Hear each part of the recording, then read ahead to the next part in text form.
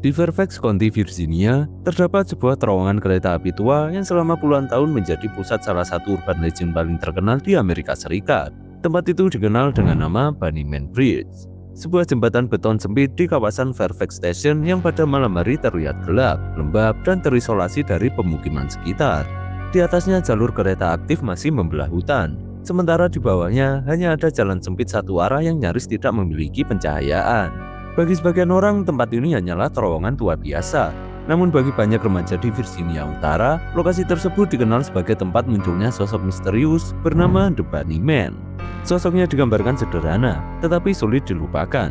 Seorang pria misterius dengan kostum kelinci muncul di sekitar jalan sepi, membawa senjata tajam, dan menghilang ke dalam gelap sebelum orang sempat memahami apa yang baru saja mereka lihat. Kabaran itu terdengar ganjil. Kelinci biasanya identik dengan sesuatu yang lucu, lembut, bahkan kekanak-kanakan. Tetapi dalam legenda ini, citra itu dibalik menjadi sesuatu yang mengancam. Kostum yang seharusnya terlihat tidak berbahaya justru menjadi sumber rasa tidak nyaman karena dikenakan oleh seseorang yang tidak diketahui identitasnya, tidak jelas tujuannya, dan muncul di tempat yang sepi. Namun yang membuat The Bunnyman berbeda dari banyak urban legend lain adalah adanya jejak nyata di balik cerita tersebut. Di balik kisah yang kini dipenuhi rumor, ketakutan, dan cerita malam Halloween, terdapat laporan lama yang pernah benar-benar dicatat oleh pihak kepolisian. Bukan tentang hantu, bukan tentang makhluk supranatural, melainkan tentang seorang pria yang muncul di wilayah Fairfax County pada tahun 1970. Seorang pria yang dikatakan memakai kostum kelinci, dan yang lebih aneh lagi, ia membawa kapak. Dari sinilah pertanyaan mulai muncul. Apakah legenda Bunnyman hanya cerita remaja yang tumbuh di sekitar jembatan tua? Ataukah sosok ini memang berawal dari seseorang yang benar-benar pernah meneror warga? Untuk memahami asal-usul The Bunnyman, kita harus meninggalkan dulu bayangan jembatan gelap dan cerita-cerita yang berkembang kemudian. Jejak awalnya tidak dimulai dari kisah pembunuhan, melainkan dari dua laporan aneh yang terjadi di Brook, Virginia pada musim gugur tahun 1970. Saat itu kawasan Genie Road sedang berubah. Daerah yang sebelumnya terasa lebih ke pedesaan mulai bergeser menjadi wilayah suburban baru. Lahan hijau dibuka, proyek perumahan dibangun, dan ruang-ruang kosong yang dulu sepi mulai didatangi para pendatang baru. Di tengah perubahan inilah laporan pertama muncul. Peristiwa itu terjadi tidak lama setelah tengah malam, pada 18 Oktober 1970. Seorang taruna Akademi Angkatan Udara Amerika Serikat bernama Robert Bennett sedang berada di dalam mobil bersama tunangannya Dusty.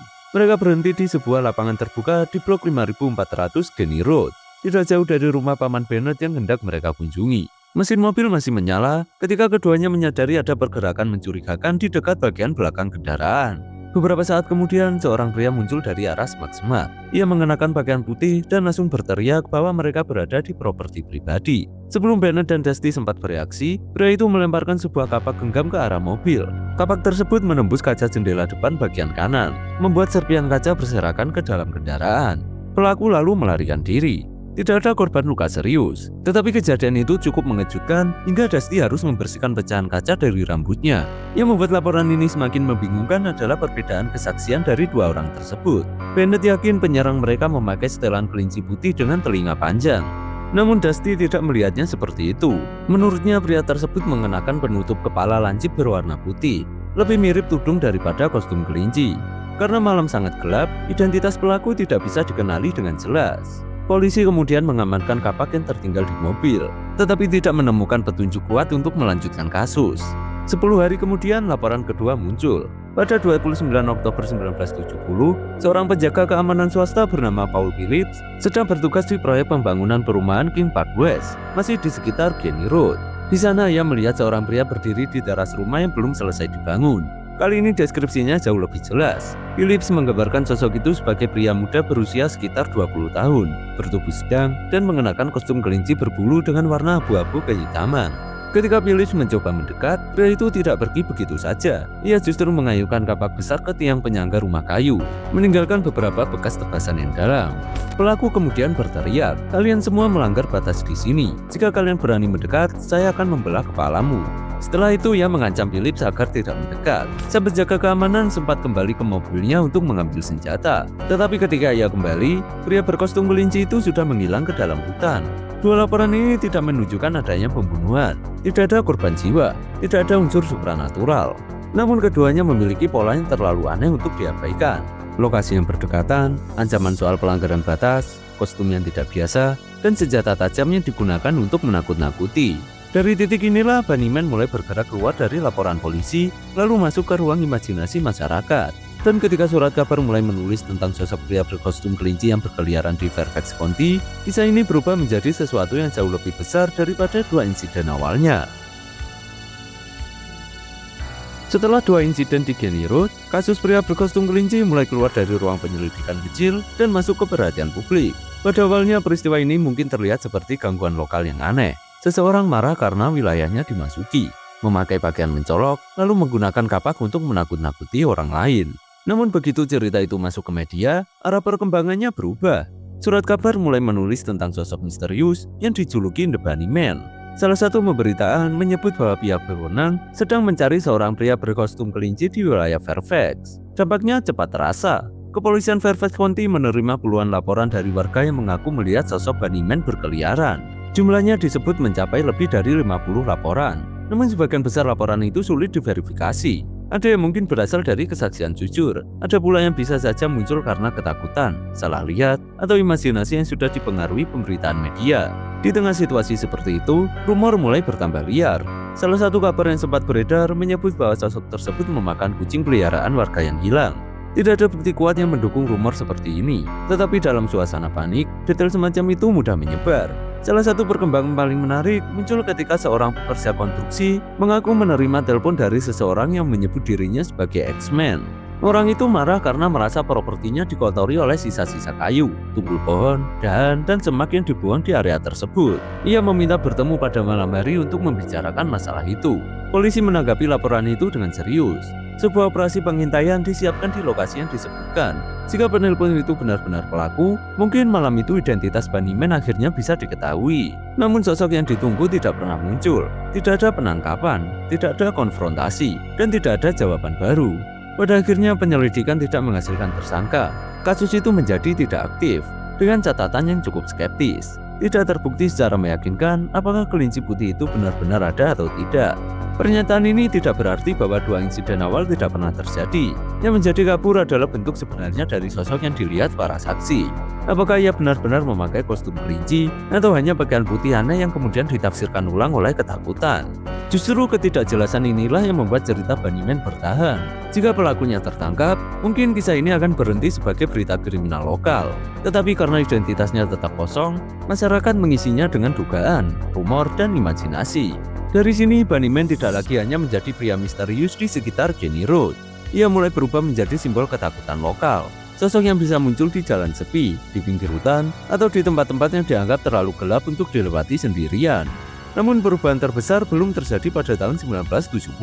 Beberapa dekade kemudian, ketika cerita ini masuk ke forum internet awal, legenda Bunnyman mengalami perubahan yang jauh lebih ekstrim. Dari dua insiden tanpa korban jiwa, kisah ini berkembang menjadi cerita berdarah tentang rumah sakit jiwa, pelarian pasien, dan pembantaian Halloween. Beberapa dekade setelah dua insiden tahun 1970, legenda Bunnyman memasuki fase yang jauh lebih gelap. Cerita yang awalnya berakar pada laporan polisi, perlahan berubah menjadi kisah horor, lengkap dengan latar masa lalu, tokoh buronan, rumah sakit jiwa, dan pembunuhan berantai. Perubahan besar itu mulai terlihat pada akhir tahun 1990-an, ketika sebuah cerita beredar di forum internet awal. Salah satu versi paling berpengaruh muncul pada tahun 1999 melalui situs Castle of Spirits, ditulis oleh seseorang yang menggunakan nama Timothy G. Forbes. Dari sinilah versi Bunnyman yang paling berdarah mulai mendapat bentuk yang jelas. Dalam cerita itu, dikatakan bahwa pada tahun 1903, terdapat sebuah rumah sakit jiwa tersembunyi di kawasan hutan Clifton, Virginia. Keberadaannya disebut membuat warga sekitar resah. Penduduk lokal kemudian menandatangani petisi agar para pasien dipindahkan ke tempat lain. Petisi itu diklaim berhasil, dan pada tahun berikutnya, para pasien diangkut menggunakan bus menuju fasilitas baru. Namun di tengah perjalanan, bus tersebut mengalami kecelakaan. Sebagian besar pasien berhasil ditemukan kembali, tetapi dua orang dikatakan menghilang ke dalam hutan.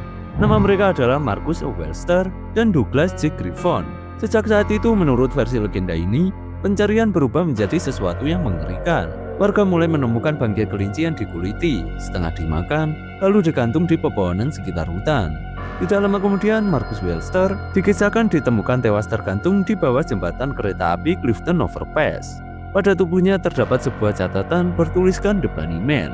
Douglas Griffon kemudian ditetapkan sebagai tersangka. Dalam cerita ini, Griffon digambarkan sebagai pasien berbahaya yang sebelumnya masuk rumah sakit jiwa setelah membantai keluarganya sendiri pada hari Minggu Paskah.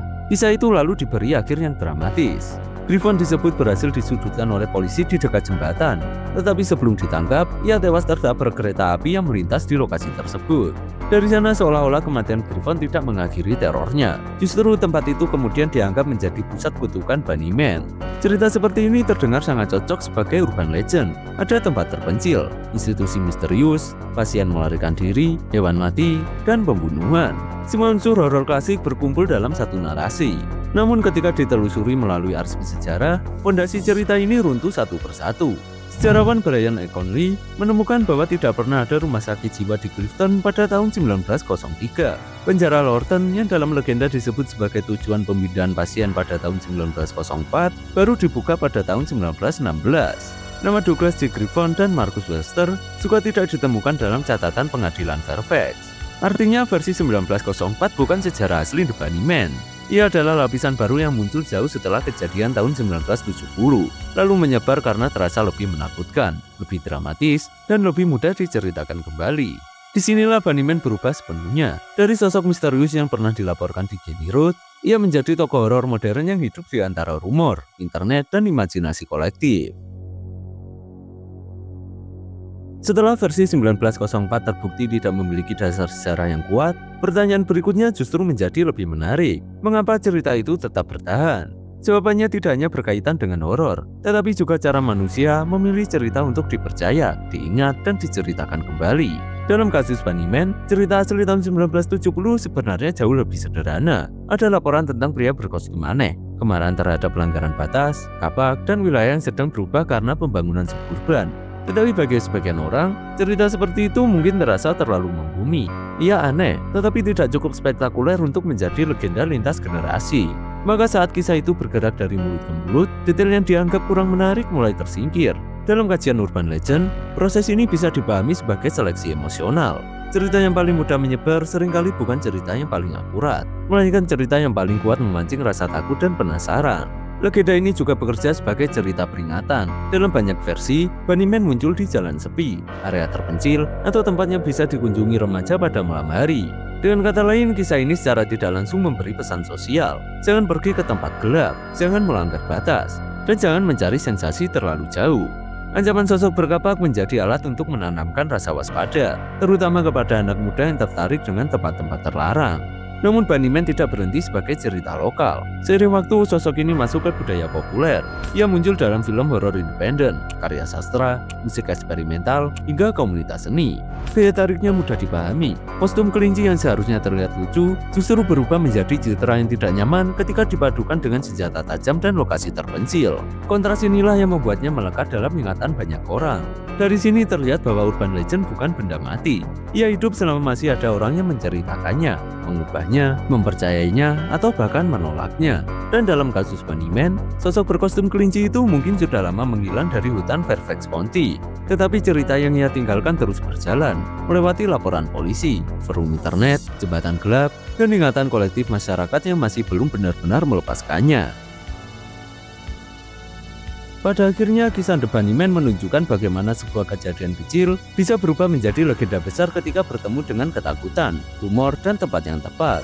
Jika ditelusuri dari akarnya, Bunnyman bukan bermula dari pembantaian di bawah jembatan atau kisah pasien rumah sakit jiwa yang melarikan diri. Jejak paling awalnya justru berasal dari dua laporan aneh pada tahun 1970, ketika seorang pria berkostum tidak biasa muncul di wilayah Jenny Road dan menggunakan kapak untuk menakut-nakuti orang yang dianggap melanggar batas. Namun karena pelakunya tidak pernah teridentifikasi, ruang kosong itu perlahan diisi oleh imajinasi publik. Media membuat kisahnya dikenal, rumor membuatnya semakin menyeramkan. Internet kemudian menambahkan latar belakang palsu yang lebih dramatis, sampai akhirnya Bunnyman dikenal sebagai sosok pembunuh dari urban legend, bukan lagi sekedar pelaku misterius dalam laporan lama. Mungkin sosok asli di balik kostum itu tidak akan pernah diketahui. Mungkin ia hanya seseorang yang marah terhadap pembangunan, atau seseorang yang sengaja ingin menakut-nakuti warga sekitar. Tetapi setelah puluhan tahun, identitasnya tidak lagi menjadi satu-satunya hal yang penting. Yang tersisa adalah legenda, sebuah cerita tentang bagaimana ketakutan dapat tumbuh dari celah kecil dalam sejarah, bagaimana tempat biasa bisa berubah menjadi lokasi angker, dan bagaimana satu sosok aneh di malam gelap dapat hidup jauh lebih lama daripada orang yang pertama kali menciptakannya. Maka pertanyaannya bukan lagi sekedar siapa Bunnyman sebenarnya, tetapi mengapa setelah semua kebohongan dalam legendanya terbongkar, orang-orang masih tetap datang ke jembatan itu dan masih tetap menceritakan kisahnya.